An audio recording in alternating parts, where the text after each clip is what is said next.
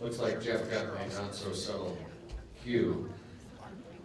That more or less concludes the formal part of the program. I'd like to bring Chairman Lawson up here to give you some concluding remarks. After he's done, I would invite everybody to stay around. We have the room for a few more hours. There actually is a snack set up for you out in the hallway. I've already tried it. The cookies are quite good. And thanks again, everybody, for your attendance today. I call on Chris Lawson for the concluding remarks. Thank you, Carl. That's good. Ladies and gentlemen, I would just like to, people who know me well know that I'm about the least extemporaneous person on the planet. But I did write down some notes, just a few bullet points that I'd like to share in wrapping things up. First of all, you have been a wonderful audience. It is so important to look around this room. I hope you've built new friendships. I hope you've strengthened the bonds that you have with existing friendships. I've been especially impressed by the substance of what I heard today. I mean, there were some really important things that came out of the various discussions. I'm also deeply grateful and deeply impressed by some of the people I know are in the audience. One of the great pleasures of my responsibilities in serving you is that I get to meet really wonderful people. For instance, there's a person who's involved in development, who's here today, who during the, first of all, the background was that during the 2008-2009 recession, one of the developments in King County, 950 families' homes were going to go into this place, and it went bankrupt. You know, like so many other places went bankrupt. This fellow, he came along several years later, and how does he come up with these ideas? Figured out how the finances of turning the lights back on, he likes to call it, in this whole area of our county, put together the financing of how it could be brought back alive, could breathe life back into it. Well, one of the things that existed at that time is there was an investment by one of the local governments in about $1.2 to $1.5 million of water infrastructure, okay? They had invested all that money, that was gone. And what this developer could have done is said, you know what, I'm going to squeeze every last nickel out of this, and that, all those profits are going to go to me.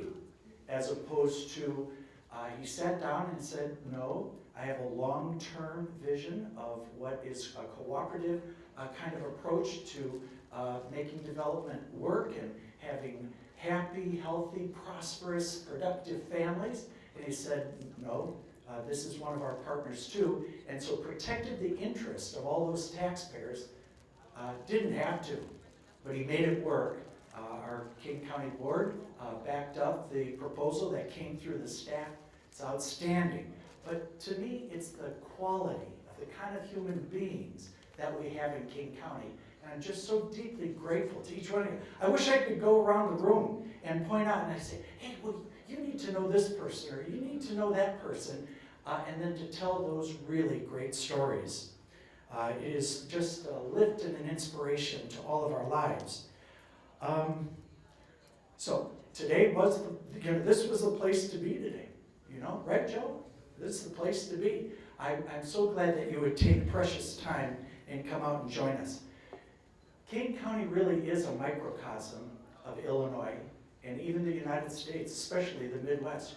You think about the broad shoulders of the industrial base that's part of our history in Aurora and Elgin. And then you think of the gems of the Tri-Cities of Batavia, Geneva, St. Charles. And as I think Jeff Schelke pointed out, our good mayor in Batavia, there's even a river, or no, actually I think it might have been David too. Even the Fox River runs through it. Then you have out to the west some of the most productive farm families and farmland in the world. And so we have everything here, and we just need to really treasure it and treasure each other. You know, some of the words heard in the planning process at this meeting and other meetings been flexibility, cooperation, the importance of stability, confidence in leadership, very important, humility. You think about it, in the end, what we're trying to do in Kane County is serve our local partners. We want to support rather than compete or duplicate. It's a very fundamental. One of the reasons why we haven't put on additional staff, like in the economic development area, and we've stretched Mark and his staff and Scott Berger and all the people who work in support. We want to get across the message in action, not just words, that we're here to support the good work that's done in all the towns, all the communities and cities in Kane County. So support rather than compete and duplicate. You know, facilitate. I think that your participation today is an example of allowing us to facilitate all of our effort in building bridges. And what we want to do is we want to celebrate your contributions and your successes. That brings me to Kane County Connects. One of the things that I'd like to ask Matt, and if Rick is around, Rick Nagel,